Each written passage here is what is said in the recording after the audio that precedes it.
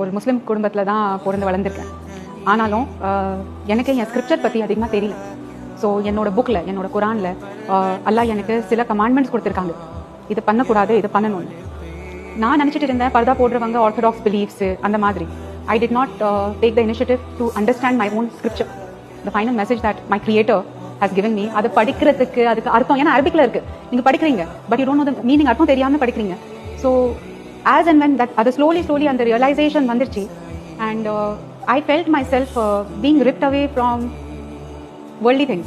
transformation. ஆமா, எனக்கே தெரியாம slowly I kept work வந்தா no not interested, you know, அந்த மாதிரி இது பண்ண வேண்டாம், அது பண்ண மாட்டேன், இது பண்ண மாட்டேன், அந்த மாதிரி slowly Allah was pulling me out from it. இந்த ஸ்டேஜ் மூலமா I would like to share, நம்ம எப்பவுமே சொல்வோம் என்கிட்ட எல்லாமே இருக்கு, ஆனா நிம்மதி இல்லை, அந்த நிம்மதி இல்லை. ஸோ நான் ப்ரே பண்ணும்போது அல்லா கிட்ட சொல்வேன், I don't know what you want from me. So slowly Allah started changing me. And then one day I realized வீட்லயே உட்காரும்போது நான்